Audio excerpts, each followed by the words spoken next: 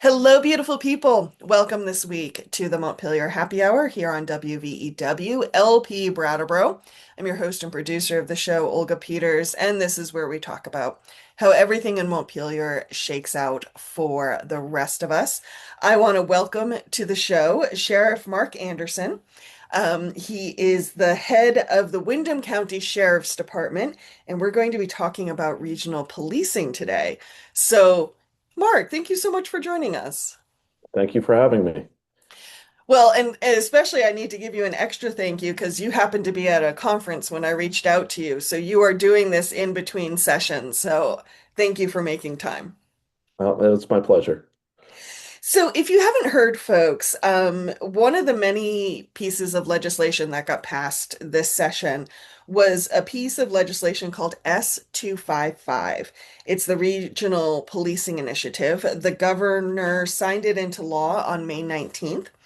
And basically, what it's going to do is set up a multi-year pilot to try to create, through the sheriff's department, um, a regional policing framework that would help towns who don't have their own police department, or maybe not within a close vicinity to the state police, um, to work with the sheriff's department to set up coverage, and it would be at the county level rather than each individual town trying to solve the problem alone. Um, so I'm curious, Mark, what's for you sparked the idea of this pilot? Uh, Great question. This has been a long-standing problem for Vermont. And when I say this, conversations around regionalization. We look to so many different efforts in so many different systems on how do we work together when it's more than a town can handle itself. And it's a it's a storied conversation. Uh, what got us involved in this? I've been with the department now for, let's see, I guess it'll be 22 years. And we've been talking about different ways that we deliver service and how it works or doesn't work. And it's frustrating for us from within. And it's also frustrating when we're talking to people who don't understand how the systems work, trying to get help, because we want to help by our very nature, we're helpers.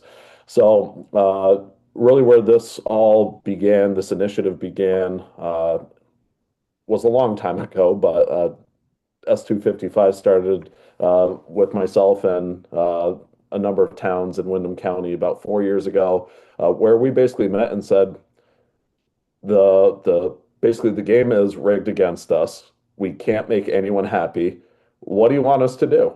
And so we started kicking around ideas of, well, how do we get the state to do everything? Or how do we have towns do everything? Or what about regionalization? And really what I was trying to do is frame how does my office deliver services to towns? Is it helping? Is it hurting? Is it something that is uh, just simply a construct that we've lived with for so long, we assume it to be the only construct we have. And it started opening up the conversations that I somewhat anticipated would occur. Number one, a lot of people don't know who their neighbors are. And I say that not like who's in the house next door to you, but also town governments didn't know each other. We're not really communicating town to town because we see such a turnover in select boards and town leadership that as quickly as we are having the discussion about regionalization, we're starting with a new select board a couple years later and starting to work through the exact same conversation. It's hard when Vermont depends on volunteers to really uphold all of the things. And when we're trying to explain new ideas to people, how do we actually, I guess, resolve the issues towns have? Over the next roughly 3 years, we had a number of town meetings. Well, let me rephrase that. A number of meetings with towns. We had meetings with members of the public. We really wanted to get stakeholders involved in the conversation to say what's the best path forward. And so, what this bill does, Act 104 does, or S255 as it's also known, uh, it allows us to do something that's larger than the town, but smaller than the state in a way that navigates through all of the known issues that many professionals in Vermont who have to navigate the regionalization conversation are aware of. But they're really not all of that interesting. They're just really important. Like, how do we navigate liability and insurance and who is responsible for what? So this was a really cool culmination to lay towns an opportunity to solve some of the problems that they've been frustrated by not having access to service, and also explaining to people the sheriff's office actually has no statutory obligation or responsibility to deliver law enforcement services to towns. We just have. And it gets to some really interesting conversations and education for people. But it's also, as I said earlier, we're helpers and we want to help. And so being able to come up with what this was is a really cool way that we keep local control and the conversation with towns, rightly so, but also in a way that we can enable the towns to add capacity in ways that they don't have the ability to do. Thank you for that explanation, Mark. I think it would be useful for listeners to then segue a little bit to like, what does the ground look like now? You know, in Vermont, we have some towns elect constables. Some towns have their own police department, like in Windham County, that would be Bellows Falls, Brattleboro. Bellows Falls is a village, but Brattleboro, Wilmington, Dover have their own departments. Um, some contract with the sheriff's department for services on a town by town basis, and then some towns rely on the state police. And so it's sort of a hodgepodge of different type of coverage. Can you help listeners understand that a little bit? Yeah, so it all began in the 1700s. No, I won't It go through probably a full did, but history yes. lesson. We could talk about it. So the sheriff is a constitutional office. So it actually did begin in the 1700s. And a lot of it, when we start talking about the origins of systems, a lot of it comes over from England, where the sheriff, or what was then known as the Shire's Reeve, it's a contraction of the two words, was Oh, there you go. A responsible little to trivia for you guys today. the Shire Reeve was responsible to uphold the order for the king. And so, as things navigated to the United States and we formed our Constitution, a lot of the common law structures and establishment for order and tax collection of all things were also entrusted to the sheriff. So, fast forward to the 1900s, the formation of the state police in the 1940s, roughly. Uh, Occurred. And it's really where all of these things start to break down is when we start talking about the clarity that creates the things that are. The sheriff is an origin from the Constitution and from common law. Most people don't even know how to read common law or find common law. And when we start talking about common law from England, well, I don't even know where to start. So it starts to turn into this weird conversation of, well, what makes the sheriff? The Constitution did that. In the 1940s, the legislature passed a law to create the Department of Public Safety, whose job is to consolidate certain existing police functions uh, to promote detection and prevention of crime generally, and to participate in searches for lost or missing persons.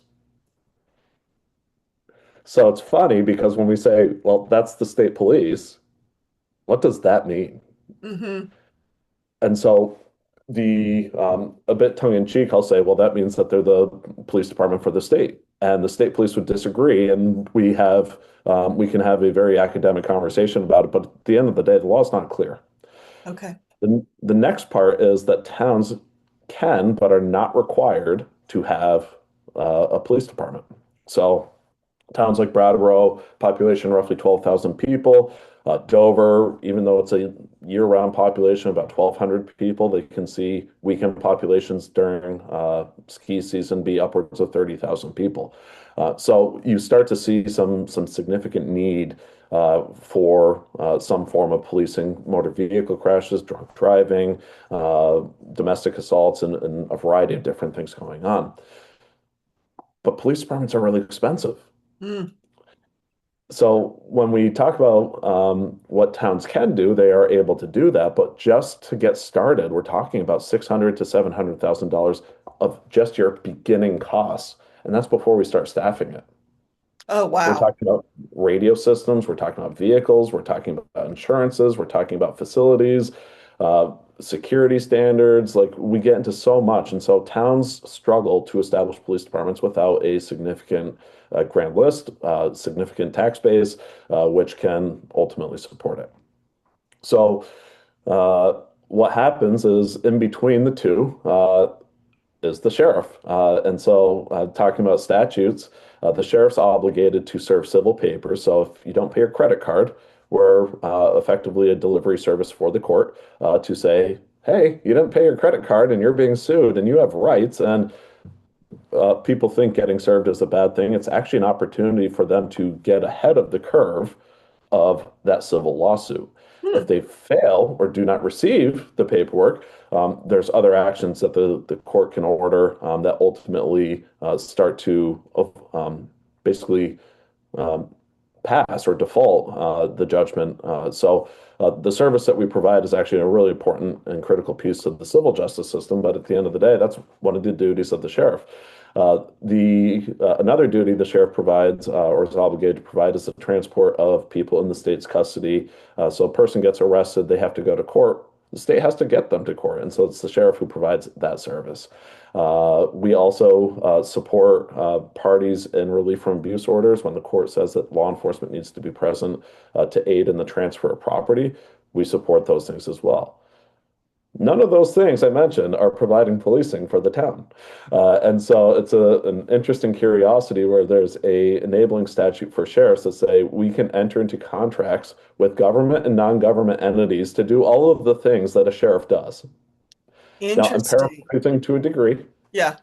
but that's basically what it says. So when I talked to our attorney and said, "Can I get this lead abatement grant?" Well, is that one of the things the sheriff does? It is now. So it's a very vague and curious law that allows us to provide policing to 15 towns and villages in Windham County, allowed us to create a regional dispatch communication center, allowed us to establish a regional animal control officer program. And so these are ways that we found in our community that towns needed help and we could add bandwidth to what they needed help with. So, What it and I think it might also be just interesting for folks to be reminded of that um, the sheriff and if a town has constables, those are all elected positions where a lot of other law enforcement positions are not elected. Is that correct? That's correct. It's actually kind of an interesting conversation when we say, when we go to the origin conversation, should the sheriff be elected? Should the sheriff be appointed? Do we need sheriffs anymore? The I think it's actually a really cool opportunity for the voting public to be able to say, this is who our law enforcement leader is. And even if the law does not specifically say I have to be a law enforcement officer, it's what most of us in the state of Vermont do, if not all of us. The one uh, You're talking about training and certification and that type of thing. Yeah. Yeah. In the 1970s, the Supreme Court had a case that's known as Stowe v. Lamoille. The county of Lamoille was sued by the town of Stowe, and the Supreme Court's decision or assessment out of it was basically we envision the state having a law enforcement responsibility. We envision the town having a law enforcement responsibility, but the legislature has been silent on the sheriff doing this. So unless the legislature provides sufficient law change, then it's not really the expectation of the sheriff. In that case, we are no longer able to get direct tax funding to provide law enforcement unless the legislature says we can do that. And that's what S255 does, is allow the towns through a process to raise funding for policing through the county. And so let's break the pilot down, and I will try to remember to call it Act 104 since it has been signed into law. But sorry, folks, I may default to S255. Um, let's break down the big kind of components of the pilot and how it will look for towns. Yeah, so really what we're trying to figure out is how do we be more efficient with existing resources? It's not about how much money we raise, but rather about how we use the money. And so, really, when we talk about regionalization in the state and specifically in Act 104, the we have all sorts of places where we duplicate funding. We have all sorts of places where we have gaps with no funding. Hmm, If we can interesting. be more efficient in how we use funding, existing funding, we could actually fill in some of the gaps. Examples that I like to use just to visualize it for people, towns that have dirt roads need a grader. Do all the towns need to buy a grader? It's an expensive piece of equipment they might use 3, 4 days a year. Hmm. Ironically, when you talk to the highway foremans, they will say they all want to use it on the same day, Of but course. that's really where the we get back to the resource utilization. So what we're trying to say or do for the towns is say, okay, it costs me X amount of dollars to provide the service, and I say X not so much because it's elusive number, but it's really the question of for what services are we providing? Is it 24/7? Is it 24/5? Is it 18 hours a day with some on-call time? Like we can cost out what all of these things look like, but what we can't do is raise money to do it, but the towns can. And so what we wanted to do the current landscape, to your question from before, towns are able to enter into contracts with my office. They could also have a constable or do some other things. Uh, what we end up with is 15 separate business agreements with 15 separate towns and villages who have their own separate contractual needs, and so we don't have any expectation from town A to town B of what service would look like in any form that's consistent. I have one town who wants us to do motor vehicle enforcement and nothing more. The state police can do the rest. I have another town who says they want us to do everything. Well, and what's interesting about that is, just to put a finer point on it, each of these contracts is customized to the town. So one town might be 15 hours a week and all you're doing is sitting on the side of the road checking speeds with your little radar. But another town might be like, no, we want 24/7, 5 days a week, but the weekends are fine. You don't need to cover us on the weekends.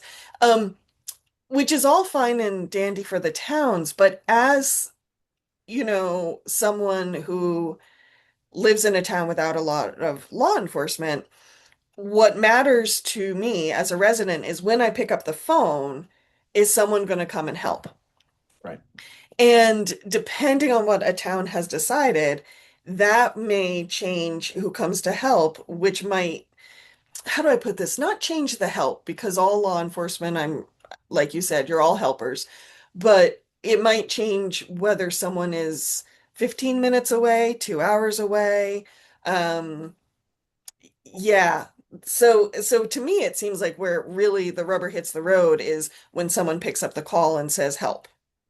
And the hard part with that, because we're navigating these contracts, legal agreements that are going through town attorneys and our attorney and insurance companies and everyone, when you call and say, I need help, and we say there's no arrangement to do that, so call the state police, that does not feel warming to the person asking for help, especially when the state police say, we can't provide the help that you're looking for whatever reasons. I like to really illustrate for listeners. The state of Vermont's about 10,000 square miles, and there is total certified about 1,200 law enforcement officers in the entire state. Of 1,200 certified law enforcement officers, they all don't work in Windham County. In fact, when we start to break down the numbers, it's something like 47 square miles for each law enforcement officer in Windham County. Hmm. And that's assuming we're all working at the same time and not at a conference. So the numbers start to become very clear and obvious when people are saying, well, why does it take an hour for someone to get here? Well, we have three people working. They're doing things. They're coming as quickly as they can, but we can't. That we don't have helicopters. We don't have airplanes. It's not like we can just teleport. So it's hard. And Windham County, aside from The urban centers is generally recognized to be more like the Northeast Kingdom in terms of geography. And so accessing resources, whether it's law enforcement, EMS, fire, a variety of mental health, accessing services becomes really, really hard. Mm.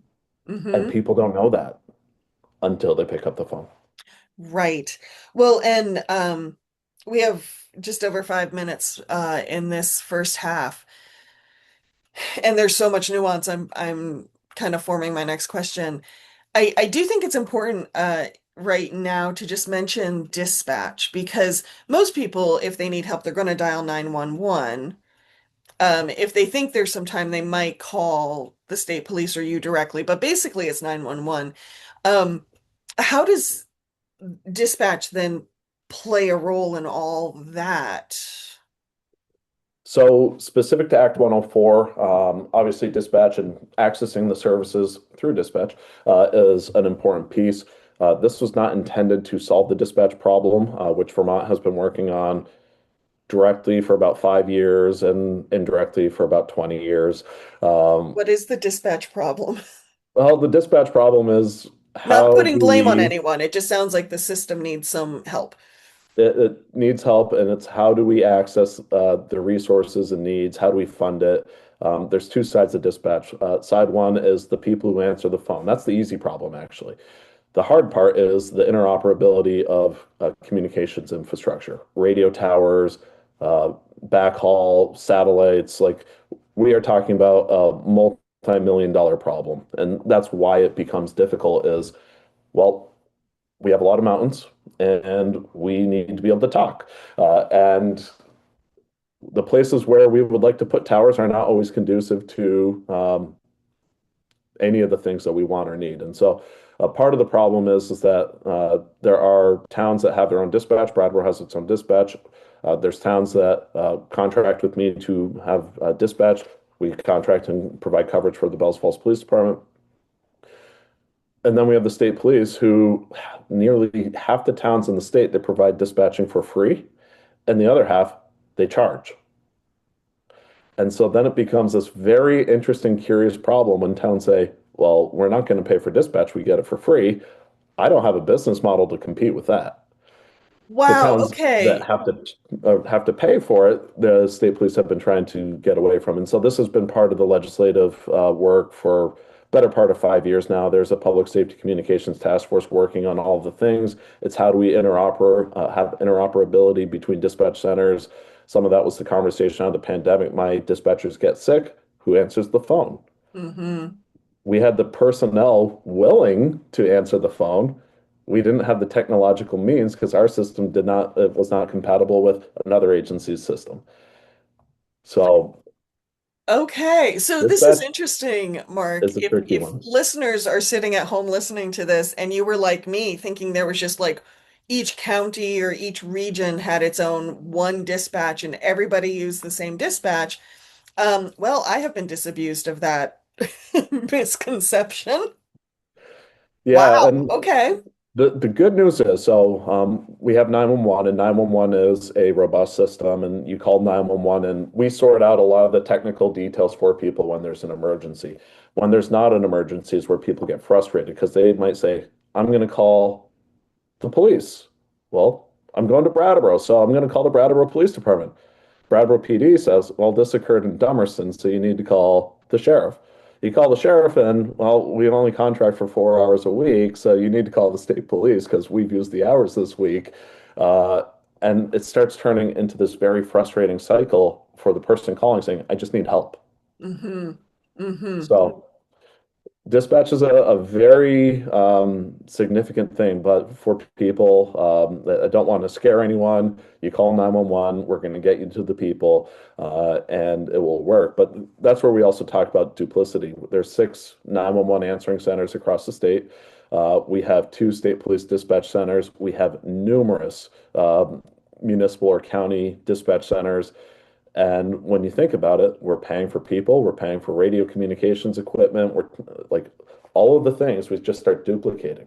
Mm-hmm. And so if we had a statewide radio system that all of us were able to use, that reduced costs. And those are funds that we could actually contribute that we're currently spending right now, we could contribute into provisioning emergency services. So, Mark, we have just a couple minutes before we need to hear from some underwriters. Given all the threads we've sort of pulled at in this first part of the conversation, what do you think is important for people to take away from this first half? So there's been about 60 years worth of studies commissioned by the legislature and other think tanks. What this bill does is basically try to empower towns to come together, eliminate some of the duplicity, and share the resources in ways that they're already doing and willing to do. It's not going to increase taxes, except if the town said, we want to increase taxes, which is what towns do as part of their budgeting process. And so, what this is really saying, let's stop having 15 separate business agreements. Let's break it down into one. We'll call it an agreement, but basically to provide services to anyone who wants to join. And that's the second key part. Towns that don't want to join aren't impacted by this directly. So Hmm. what it does is it allows towns, if they want to, which is their current authority, if they want to join, they can join. If they don't want to join, they don't have to join. The towns that don't join, we're not solving a problem. We're not creating a problem. Like it's very much business as it is today. But towns that want to work together, what we can provide is a more sustainable service and a at a cost that towns are already spending the money on. Thank you, Sheriff Mark Anderson. Hey, folks, stay tuned. We're going to hear from some underwriters here on WVEW, LP Brattleboro. And Mark and I will be back after the break. And I think we'll be breaking it down a little bit to talk about like the Law Enforcement Governance Council and really fun things like that. So hang tight, people. We will be right back.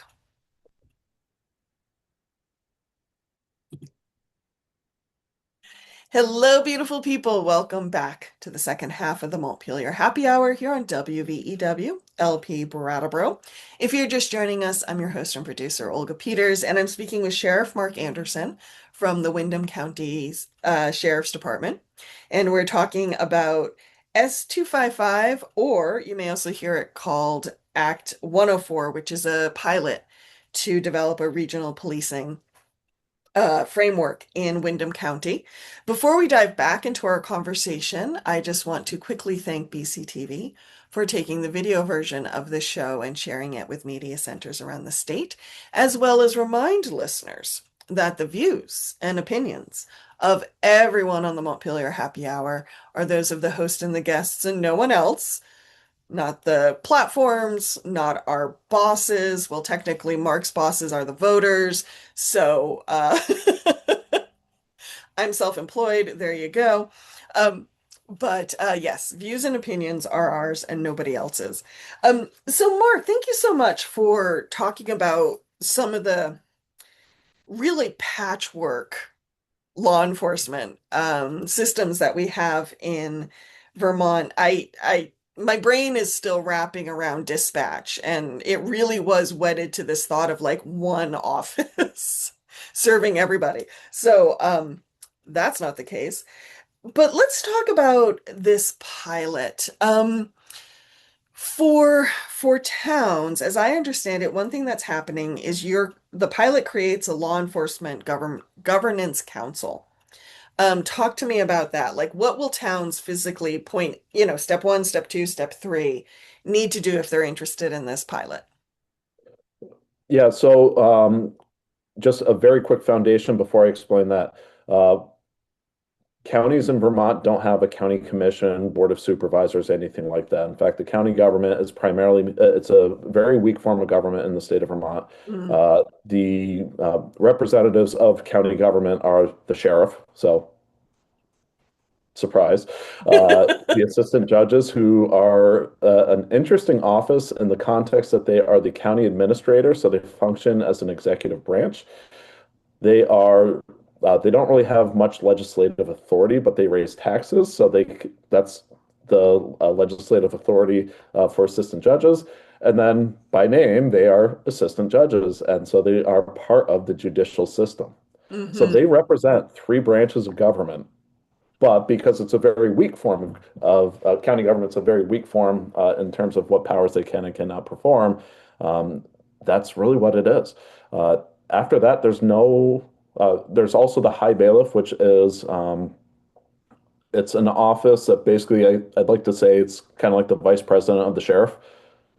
So if the sheriff is incompetent, incapable, incapacitated, whatever, they're responsible for the powers of the sheriff until either restored, appointed, whatever. Hmm. So um, what the regional law enforcement governing council does is basically come up with what the services and the budget are that will get captured into the county government, Mm. or I'm sorry, into the county tax. The reason for that is because towns currently raise funding for law enforcement through their own municipal tax. Right. And what we want to do is continue that power and authority that the towns currently have. We didn't want to replace what the system was, and there are other places in the country that have come up with different intermunicipal governing bodies. Some states use what's called the Council of Governments. Some use Board of Supervisors or Board of Commissioners. But at the end of the day, we wanted the towns to have a seat at the table. While the county's budget meetings are open to the public, the towns don't have a say in how funds are raised, except what any other member of the public would be able to come to a public meeting and say. So, what this did is put the towns who already have the skin in the game and already have the seat at the table, a new seat at the table, solely for what the services of this are.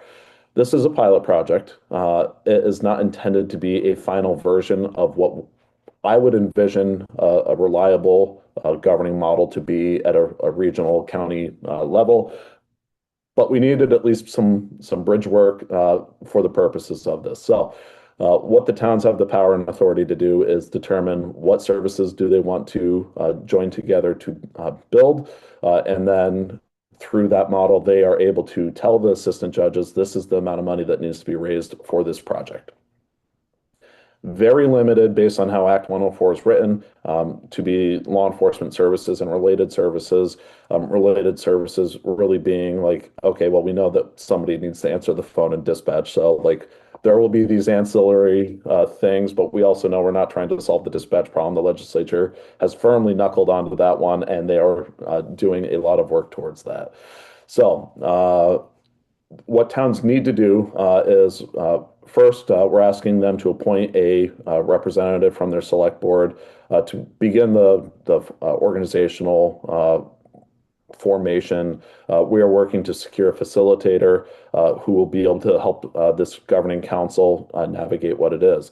One thing that people have asked is, am I on the governing council? And no, I am not. In fact, much like we're used to municipal government, in this construct, the select board would be the one who's establishing the budget. The police chief would come in and say, this is what I propose for a budget, and they vote yes or no. So very much a similar model for that, but we wanted it something that we could build up and deliver through the duration of the pilot.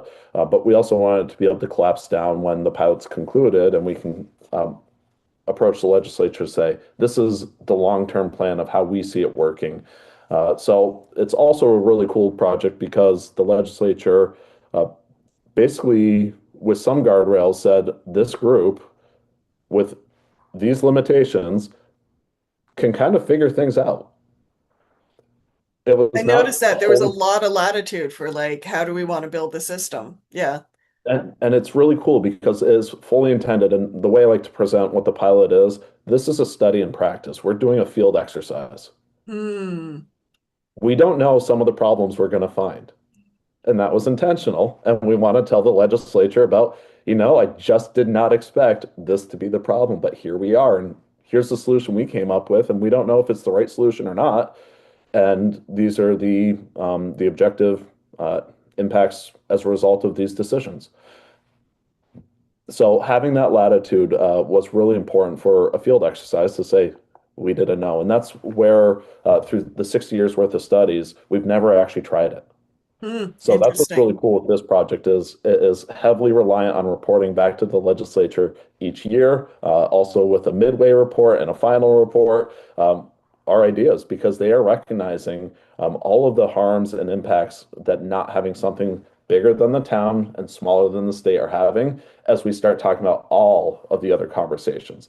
And I'd say all the other conversations, we can talk about education, public works, flooding, healthcare, fire services. Like we can go down the whole list where we say, what are things we need to work for? And I do not come this bill and my expertise, I do not even suggest I know how to solve any of those problems. But when we start talking about regionalization, we are all in the same ball of yarn. And so this is a really interesting one because right now we have the support of the towns, we have the support of the voters saying this is what we want and this is what we need, and we're finally doing something about it in a very narrow scope. Hmm. And at the same time, we can start informing a bigger conversation, which is also a separate bill that was passed, which is the Regional and County Government Study Committee. Right. Um, and um, excuse me, listeners, you hear me. I'm writing something down. And so if I understand what you're saying correctly, Mark, at least during the pilot, towns will be sending a representative to sit at the table, and that as a group, they will be saying, okay, let's say it's the same 15 towns you work with now. For all these 15 towns, we want 24/7 coverage. And we want that coverage to look like this, and this. Um, that's literally what they're designing, right? Correct. Yeah, when I try to explain this bill, it's 7 pages of technical, legal, tax stuff. Yeah. And so when I explain it to people, it's like it's as simple as this. Law enforcement is the expense side of the column, and the towns are the revenue side of the column. So we need the elected officials from the town saying, this is the service that we want, and this is how much money we can appropriate for that need. And I can say, this is what it costs. I mean, this is what a car costs, a radio costs. This is the personnel and the insurance costs. Everything's an expense. Hmm. There's very little revenue that law enforcement can raise. We're not designed to be a good business. Like this is by nature government service. So um, right now, if it were the 15 towns, and it would have to be a vote of the select board to decide whether or not they want to join the council. Uh, but what it would be is instead of me having a conversation with Putney and Westminster, where we provide 40 hours a week to each town, versus Dummerston, where we do not, we're no longer talking about, well, how many hours does each town get? We're no longer talking about the business needs of a contract and saying, well, we didn't give Putney the full 40 hours this week, so we're going to cover that and we're going to push the call to the state police, which isn't fair to the state police. It's not fair to the person calling, but that's the nature of the business agreement that the legislature has forced us to use for decades. Right. What this will do is say, okay, we have now raised money for one deputy, two deputies, 10 deputies, however many number of deputies, and then we're just going to provide the service. And it's straightforward. It's really not hard. And people say, well, you're trying to expand how much money you're raising. It won't be our choice. It will be the governing council that determines the service. Right now, we raise about just under $750,000 for law enforcement services in Windham County. My intent would be that we continue at that same amount of money if all 15 towns were to join. If towns say they don't want to join, Hmm. we haven't changed any of the existing laws. We can still enter into contracts. We're going to incentivize towns joining through the contracts, saying this is kind of a legacy model that should be outdated, but we're going to continue doing it because we're helpers and we still don't want to leave anybody without services. It's just not an ideal system. Hmm. And so hmm. So it sounds to me, you mentioned incentivizing towns to get involved. It actually sounds to me that the biggest incentive towns would have right now in the pilot is their own self-interest, that they would be on the ground floor getting to design the services they would want in the future. Right. Okay, So yeah, there's the plug. Yeah, towns, if they want to sit at the table, they need to join. If they want to sit at the table but won't join, they don't have any more of a voice than they currently have right now. So there's a huge incentive for them to create the future that they want, and we're a supportive partner to trying to get the towns the services, the bandwidth, the capacity that they desperately need. And if a town became involved in the pilot, went through the process, and then was like, this isn't for us, is there an exit ramp? They are able to exit if they so choose. The what the parameters are and how that works, we would need to navigate to a degree, but it was intentional that they can leave as well. So really, again, all of this is opt-in and try to be collaborative and supportive to solving their needs, and none of it was designed to be a trap. The I do see in future legislation, if future legislation were to come, a need to say how do towns come in and how do towns leave. We've seen this around a number of regionalization efforts, whether it's waste management, EMS, schools. Act 46 is a good one, which has a lot of people frustrated for a lot of different reasons. And I'm not an expert on it, but what these are all exemplary of is how do we join and how do we leave? Hmm. Who gets forced together and who joins by their own need? A lot of the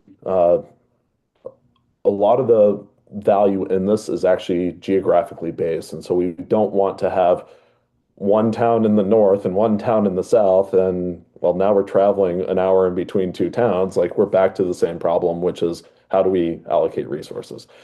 So the geographic nature of counties and how they're laid out. We have 15 out of the 23 towns in Windham counties that we currently contract with.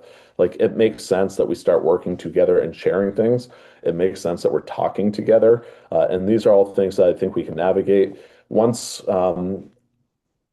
once towns have joined. One of the things that become destabilizing, and this is also existing under our current contract model, is when a town says, this no longer serves our interests or needs, so we want out, which then actually harms all the other towns that are part of the organization. So for the sake of the pilot, we don't want to try to navigate that conversation. It is a very lively discussion point, but at the end of the day, we can call it for what it is, but the same thing exists with contracts. So um, if nothing else, we're just at least saying, let's have that conversation. Let's figure that out as part of our report to the legislature, Hmm. and then come up with a way that makes sense to towns.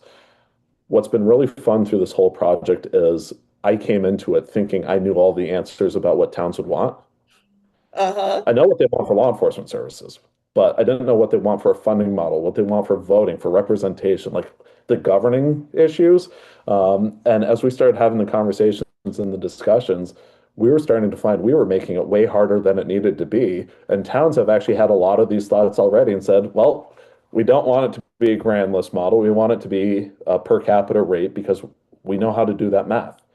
Their budget systems are designed for it. It's like that's so much easier for me to figure out. Hmm. So as we've navigated through this whole process from basically from the cradle of the idea to the legislative process, towns have really been informing of saying, how do we solve this problem and how do we share the issues? So it's been a really exciting process for that reason alone. Well, I think that's something that's so fascinating about regionalization in general in Vermont is it is something I'm hearing the state and towns talk about more and more, like how can we regionalize? That's been a big part of the education reform conversation even.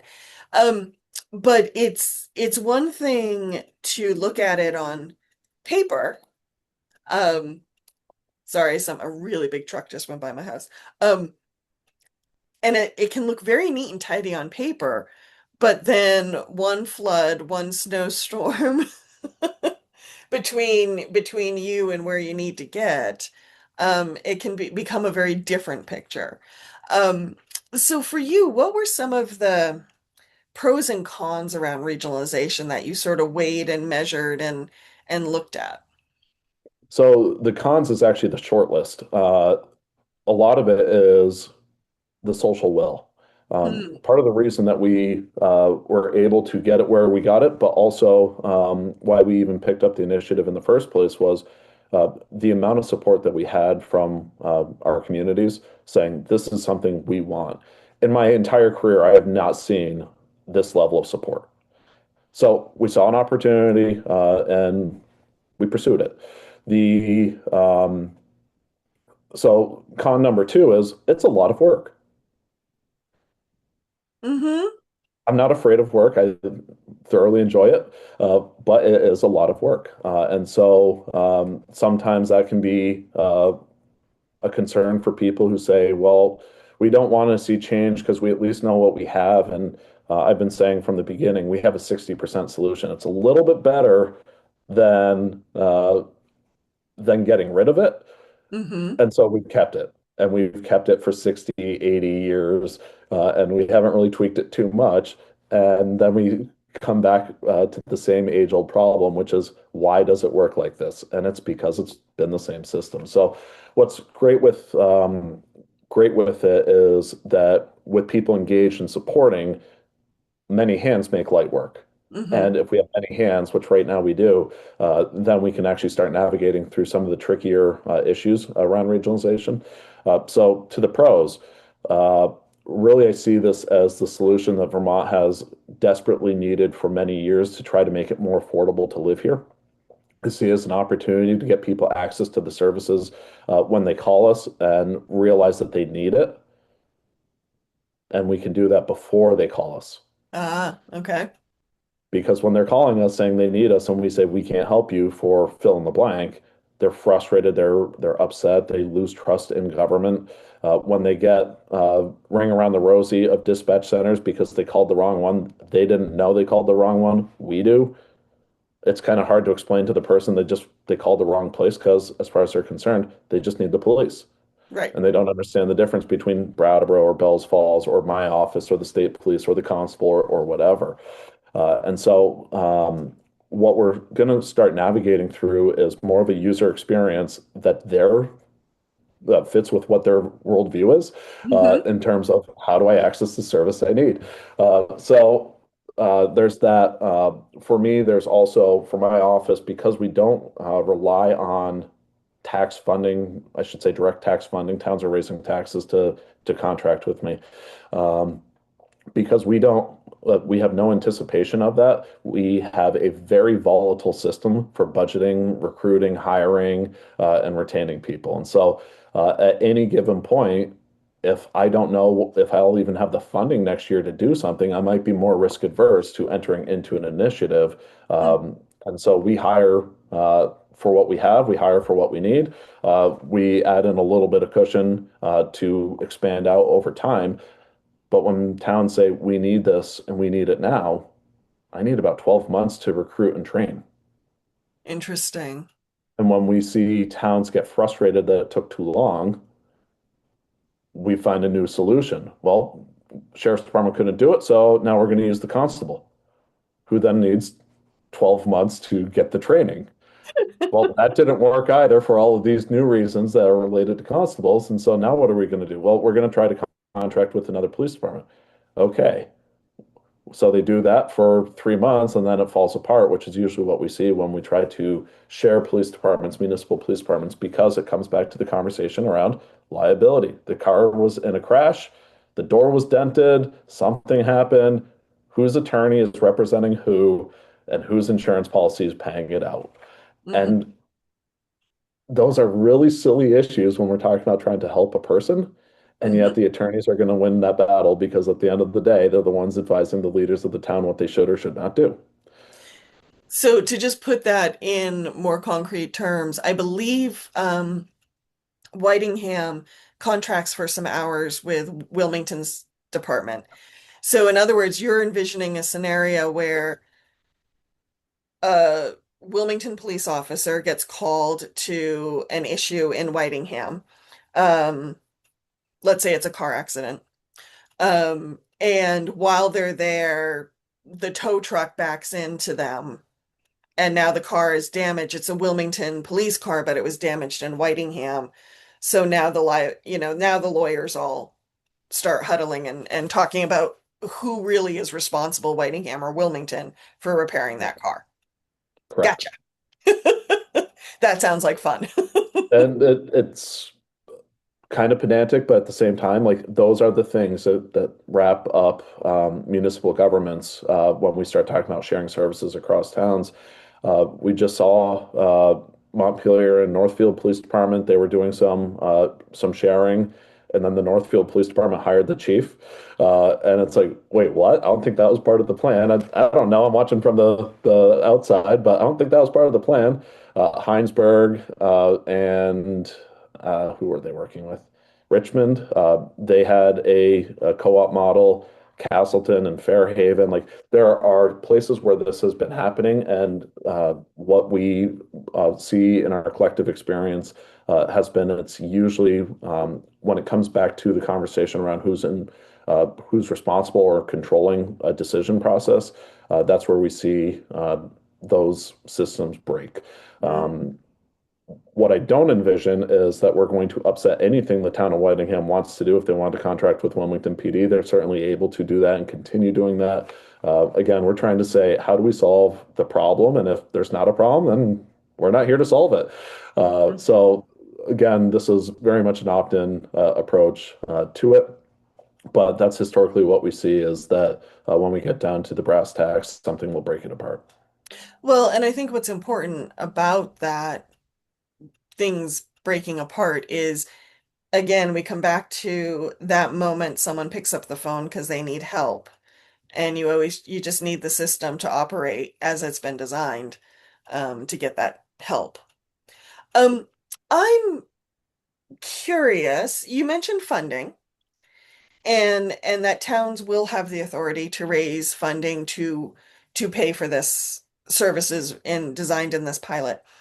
Um, are you anticipating seeing a jump in funding? Do you think funding will go down? Like, what's your thoughts around the actual pot of money? So it's hard to forecast without knowing who joins the council, and so that's very much an action that towns will have to do. Like any initiative, we expect there will be early adopters. There will be people who come on when it's more refined, and there will be people who you're going to have to drag me out of my grave to get me on board, and then at the end of the day, they join. So I fully expect that to happen. When we started our regional animal control program, that was with 4 towns. It grew to 10. Hmm. So over time, it started building out, and that made sense for a variety of reasons. I would envision that we're going to start out with a smaller amount than towns I currently contract with because people will be adverse to change. People will be concerned that there's a hidden gotcha. And at the end of the day, as I already said, I need about 12 months to hire and train a person. So I don't have any funding that allows me to project more people onto the street. If the town said, we want to double everything, I still need to hire and train and do the things. And so I don't see this being operational any earlier than July 1st of next year. Hmm. And if town said, we want to significantly increase and expand this, I'm going to need funding and time to deliver it. So what I would advocate for, especially in the first year, would be let's deliver the same service that we're currently delivering, but let's break down the silos of 15 separate contracts. Let's make those into one contract that has no silos, or it's a silo with everybody who's in the pool. And now we're providing services in Putney the same that we're providing in Dummerston or Grafton or Athens. Hmm. Um, so that's really what I would see as the first year of service delivery is let's just see if we can navigate those issues with our current funding. And then if we want to talk about increasing, we have the year, we have the budgeting process, we have the organizational structure that can be a little bit more robust to start having those conversations. That's interesting, Mark. Something you just said made me wonder. Okay, so the governance council gets together. They start looking at the services they want. What happens if, say, just picking names out of the air, what happens if Putney says we only want you to do dog licenses and Vernon's like, no, we want 24/7 coverage? with this pilot, will every town need to have the same coverage, or will they still be able to customize coverage? Or is that So one of the things you're going to find out? column A, column B. So towns would still have the authority to enter into a contract. What we will be doing with the regional governing council is establishing uh, one service, if you will.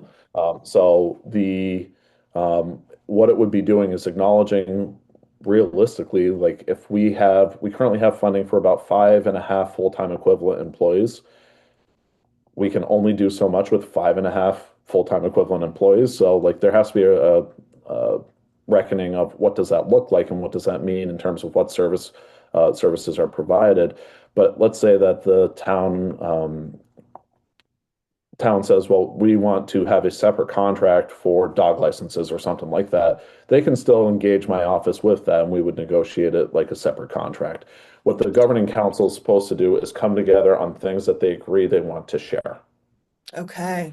So if they said, we agree we want to share the animal control program, let's eliminate the contracts and put that as one of the related services, they could do that. If they say, we can't come to agreement, that's okay. It's separate contracts and that will operate just like it has been for the last 5 or 6 years. Hmm. So this is more of a philosophical question, I suppose. But when we're talking about services, there's a wide range, as you just mentioned, of services that can be offered. But when you kind of zoom back and think about um, a healthy, safe community, in your mind, from your law enforcement perspective, are there some services that are better, stronger, more effective than others? Like, how would you prioritize? Sir, do you know what I mean? Um, I'm not sure. I'm not sure I have the best answer for you, but I think I know what you mean. The What I see in my experience has been that Vermont has a lot of services, government or nonprofit provided, uh, that are trying to solve a very specific problem. They don't have enough resources to do all of the things, and so there will be caveats and all sorts of things that go with it. And when we start layering all of these different services and systems on each other, what we see is a lot of people doing robust work to try to solve a problem, but it's never enough. And so we can talk about mental health, we can talk about housing, we can talk about food, we can talk about libraries. Like we can go down the list of things, and what you will always find is we don't have enough resources, and so these are the ways we had to address the whatever the problem is. Um, I think that we have opportunities. As we look at some of the bigger systems, we have opportunities to be more efficient with how we're currently allocating resources. I don't say this like, well, teachers need to figure out where they're going to get books and pencils from. It's not so much about that, but talking with systems I understand better, if you call 911, you go to a answering center, then you get relayed to the dispatch service. So if it's for law enforcement, let's say it's my office, you're going to go to mine. If it's for fire and EMS in Windham County, generally speaking, you're going to go to Southwest Mutual Aid. We now have three dispatch systems that we're paying for Hmm, someone to answer the phone and get someone help. interesting. Why? And a lot of it is because we have had this organic growth of people trying to solve a narrow problem. It's a bottom-up approach, which then turns into multiple layers of duplicity and multiple layers of gaps. So where I think that we have opportunities is that we could start recognizing ways that we can use existing funds and existing resources, but be smarter. What we don't want to do is take people become incredibly protective of their fiefdom, Hmm. whatever it is. And they're trying to do the best they can because they know just how much of a threat losing even just that one small percentage of funding can be. Hmm. But if we could start having open, honest conversations saying we're not trying to upset fiefdoms, what we're trying to do is be more efficient and actually maybe even provide better resources by you acknowledging you're not responsible for that. This person's responsible for that. And now we're going to give you the thing that you've been yearning for years that you've even quit mentioning just because. you knew you were never going to get it. Hmm. So we can actually start being intelligent about that by planning and by setting out effectively a strategic plan of how are we going to start solving problems that people can support, embrace, and trust. And then they no longer feel like they're getting hung out to dry just because they didn't know where that plan was going to go. Hmm. Um, you mentioned the animal control program and and you were just talking about plans and systems. Building out that animal control program, even though it's different than, say, monitoring traffic or responding to accidents or that type of thing, did it teach you anything? Oh, yeah. That you're now, yeah. So, what's funny is the service itself is pretty straightforward. I mean, towns are charged in statute with responsibilities related to regulating animals. Most of it relates to dogs, but formally we call it animal control. Um, there are so many gaps in Vermont law on animals, Hmm. which it's like, huh, I didn't know. And so for me personally, there's been a lot of learning. Like, we should probably have a law about this. There's not a law that requires a veterinarian to give the rabies vaccination to the town clerk. The Why? documentation, you mean, Yeah. not the actual, Yeah, vaccine. the documentation. So what we end up with is a lot of animals that people will take to the vet to get taken care of, but then they don't register with the town. Hmm. And it's like, why not? It's $5. Like, well, it's one more thing to do, or whatever the reasons are. But town clerks and towns have liabilities related to dogs biting someone, and part of that registration fee is, in fact, to pay for dog bites. So it's helping the system when people register their dog. But at the end of the day, if they're not doing it, the town doesn't know that the dog even exists. Like, you start running into problems. So there's a variety of opportunities around animal control, but to the point of governance and systems, we kind of knew it was going to be an issue. But when a town arbitrarily backs out of their agreement, we start to see it affect and impact the whole system. Hmm. And so part of the reason we pushed with Act 104 was to say we need to have something where we don't want to force anyone into the problem, but when they decide of their own free will and accord to come into it, they also don't get to upset the whole system only because they just decided it wasn't good for them right now. So what we would like to do, and again, Act 104 doesn't solve it, but we're having a conversation, is to say when towns join, what's the agreeable way to not upset all the other towns when the town says they want to leave? Act 46 contemplates it through the divorce conversation, saying everyone has to agree. That may or may not be a good model. I don't know. But we need to have the conversation to say it's reasonable that towns will want to leave, but it's also reasonable that we should not be harming our neighbors. Hmm. So, how do we navigate that issue? And that's brought forward no answers, but a lot of really good conversation on people trying to be thoughtful of saying, yeah, generally Vermonters don't want to harm their neighbor. Right. So that will be a front and center conversation through a report, and hopefully the legislature can help us navigate it if we're able to pursue a final legislative change in the future. And so I'm envisioning a little bit such as maybe a 3-year contract so that someone's locked in for 3 years, but if at year two they're like, oh, we don't know that this works for us, you can start ramping them down for Right. year. Okay. Interesting.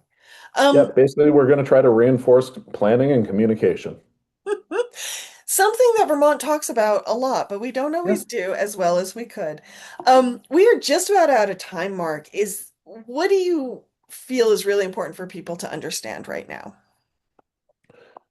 Uh, Well, I guess really, I think the thing that is important is if they are in a town that doesn't have a police department and they want to see their town join this initiative, they should contact their select board and let them know that they support it.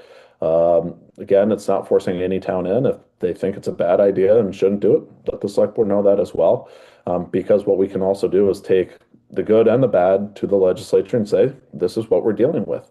Mhm. I uh, I am frustrated hearing people talk about the delays or lack of access to service, and I empathize with them because we deal with it too. Really, this is a cool initiative that provides a lot of latitude to the governing council to start solving problems in a way that doesn't cost people more money. And I think that's a really cool and exciting opportunity when we talk about the affordability of living in Vermont. We can solve a problem and not have to have the money conversation, really, which is a really interesting conversation when we're talking about a tax governance funding bill, which this is, but it's also using existing funds, which is why it's an exciting initiative. Is we don't have to try to wring a nickel out of a rock. Like Hmm. towns And are doing these things. and I just want to clarify, I think you kind of said it, but in case listeners just didn't grab it, when you talk about existing funds, you're talking about the money from contracts that are already in existence between towns and the sheriff's department. Talking about that, talking about we already have a fleet of cars, we already have a radio network. Like we have made investments into our infrastructure. So we are literally, we're not building something new. We're Hmm. rethinking what currently exists. Thank you. Well, on that note, Sheriff Anderson, thank you for joining us today. If anyone wants to learn more about your department, or more about the pilot, any recommendations where they can go? Right on our website, we have a page dedicated to the Regional Policing Project, and we're posting information there regularly. Thank you. And I will link to that in the show notes for this show, folks, as well as the original legislation that's on the state's website. Um, thank you, Sheriff Anderson. Thank you, everyone, for joining us today. Thank you, BCTV, for helping with the video version of the show. I hope everyone has a good weekend. Stay safe, and we will see you all next week. Thank you. Thank you.